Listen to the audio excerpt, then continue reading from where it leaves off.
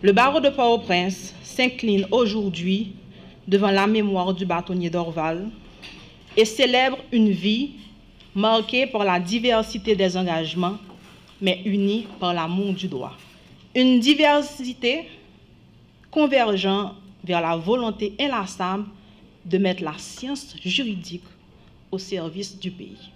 Dès 1995, dans son tout premier article, publié dans le Nouvelliste, Maître Dorval affirmait déjà la mission qui guiderait son existence. Sous le titre provocateur de « Qui dirige l'État ?», Maître Dorval, alors âgé de 39 ans, posait les fondations de l'engagement auquel il demeurera fidèle jusqu'à son dernier souffle.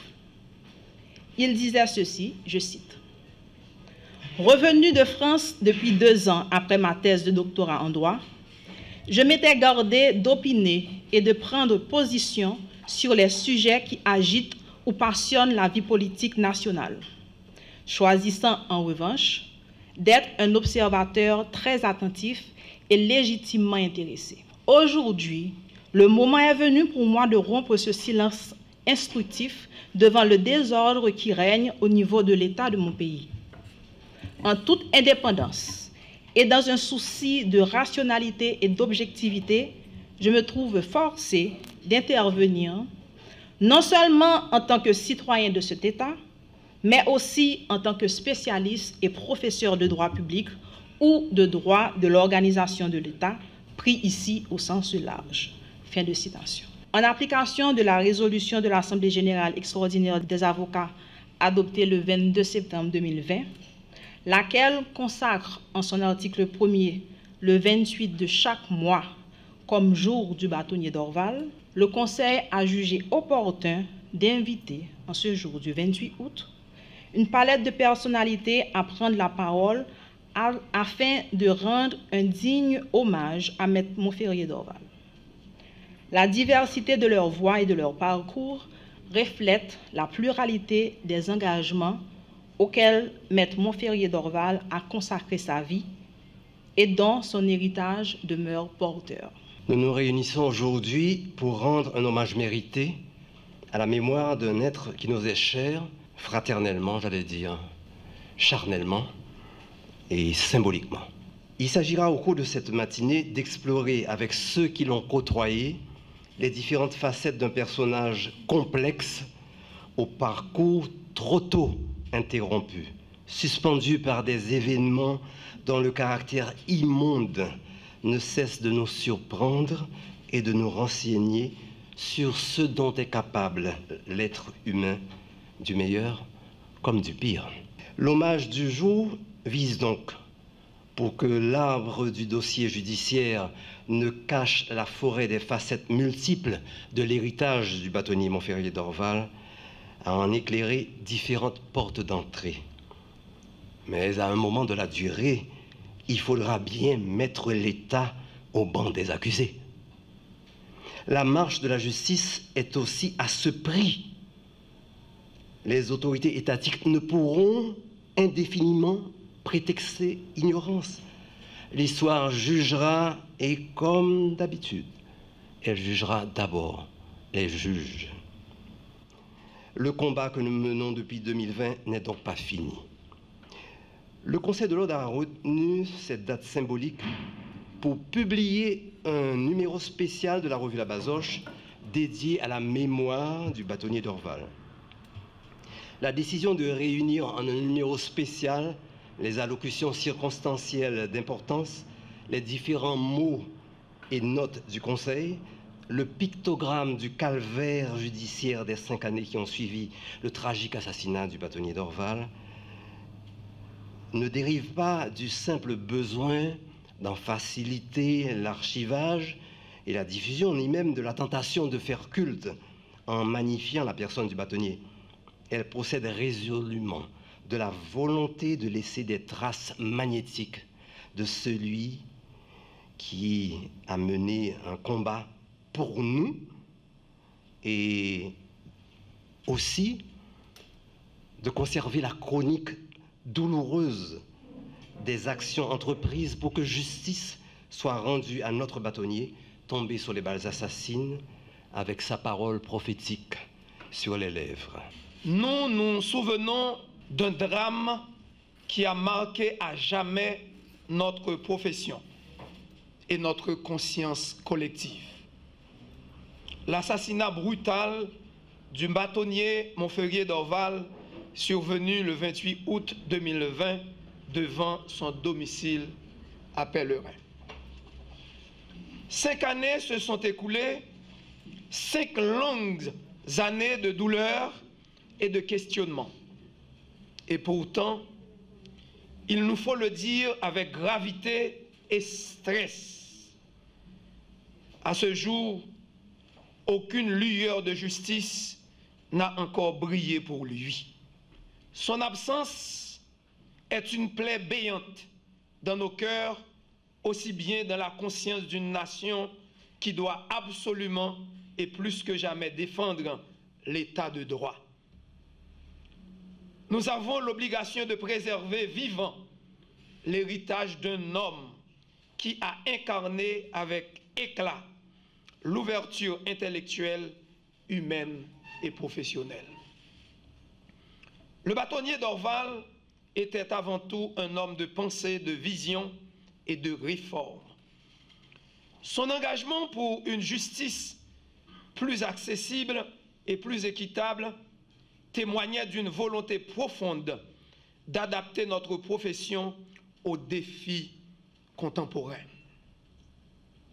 L'un des axes majeurs de son programme fut la mise en place de mécanismes solides de prévoyance sociale.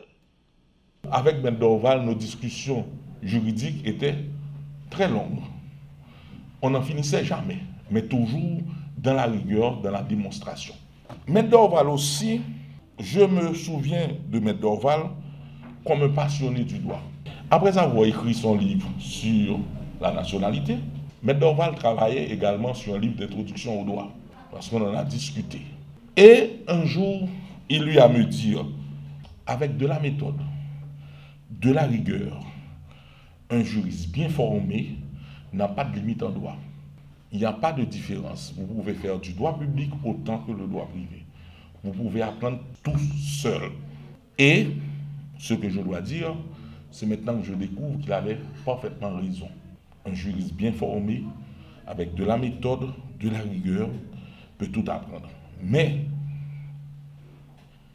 il m'avait toujours dit un élément important dans tout ceci. Il faut bosser. Maître d'Orval était un personnage public, mais il n'attendit pas cette charge, comme on l'a dit tout à l'heure, pour s'inviter dans le forum et concevoir sa partition comme celle de missionner. Le droit était bien sûr exercé dans les prétoires, était bien sûr son métier, exercé dans les prétoires et enseigné dans les facultés. Mais il ne concevait pas cette matière comme un simple exercice de logique formelle, mais comme un instrument d'éclairage et de transformation. S'il dénonçait souvent une société des mœurs administratives ou politiques par lesquelles le droit est continuellement maltraité, c'était pour avertir des conséquences néfastes pour le corps social que ne provoqueront pas de provoquer la désinvolture anti-droit qui semble être devenue la première règle de comportement des détenteurs d'autorité. Et ce n'est pas pour rien que de studios de radio, au plateau de télévision ou dans les colonnes de journaux, inlassablement, il répétait en quoi la règle de droit devait être le soubassement de la vie sociale et de l'action administrative.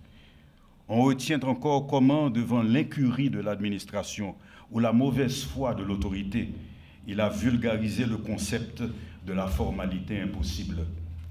Le droit administratif, grâce à lui, a quelque peu perdu de son aspect ardu et ésotérique. Montferrier d'Orval remplit la double fonction du clerc qui se doit d'être un éclaireur et une vigie. Un éclaireur qui explique, détricote et rend accessible le droit pour armer le citoyen de ses droits. Une vigie qui prévient des dangers pour fin de sa verve tonitruante ceux qui s'affranchissent de la règle ou se détournent de leur pouvoir pour n'en retenir que les privilèges usurpés. Sa dernière phrase est aujourd'hui encore reprise ça et là. Le pays n'est ni administré ni dirigé. Dorval avait compris que les hommes passent, mais que l'institution demeure. Par sa vie comme par sa mort, il nous a transmis cette vérité. La dignité d'un homme peut être fauchée, mais une institution, si elle est nourrie par l'éthique et le sens du devoir, survit aux crises, au temps et même à la barbarie. Voilà pourquoi, depuis 5 années déjà, la succession a été assumée, préservant malgré quelques dérives la qualité et la dignité du barreau dans cette continuité institutionnelle qu'il appelait de ses voeux. Permettez-moi, à ce point de mon propos, de saluer la création l'année dernière de la chaire de droit constitutionnel Montferrier-Dorval, née de l'initiative conjointe de la communauté universitaire et de la Bazoche. Cette chaire, en honorant son nom, en pérennisant sa pensée et son combat, constitue un témoignage éclatant de cette permanence. Dorval n'est plus parmi nous, mais son esprit demeure dans l'institution et son héritage s'enseigne désormais aux générations futures. Après cet assassinat, cette exécution de Maître Dorval, qui a consterné notre pays, qui a consterné la République d'Haïti, parce que toute l'équipe qui a succédé à Maître Dorval, sous le leadership de Maître Legros, a montré au pays, par son engagement, par son courage et sa détermination, que l'on n'avait pas enterré le barreau avec le cadavre de Maître Dorval. Le crime qui a privé Haïti de la présence de Maître Montferrier-Dorval est l'un des plus grands gaspillages de ressources humaines en Haïti. La transition démocratique a ouvert une vanne de la mort qui a emporté de nombreuses vies de citoyennes et de citoyens contributeurs dans tous les domaines de la vie sociale, économique, politique, culturelle et autres. Dans le même registre, avant l'assassinat du bâtonnier Montferrier-Dorval, il y a eu le crime qui nous a privés des services experts de Guiteau Toussaint et par la suite l'exécution du couple Yves Clément et Michel Jumel. D'autres professionnels, jeunes promesses de leur branche d'activité, ont été touchés en plein dans cette réalité de totale impunité. L'assassinat de Maître Montferrier-Dorval survint chez lui dans un quartier qui aurait dû être un sanctuaire inviolable, parce qu'abritant également la résidence du couple présidentiel. Les événements survenus moins d'une année après, dans la nuit du 6 au 7 juillet 2021, ont montré que l'assassinat de Maître Dorval le 28 août 2020, sans qu'on l'ait compris de cette façon, n'aurait été qu'un prélude. La notion de sanctuaire évoquée précédemment parce qu'elle n'était pas applicable à Maître Montferrier-Dorval ne s'est pas appliquée pour les mêmes raisons de négligence sécuritaire au président Jovenel Moïse, et d'aucuns parleront même de karma.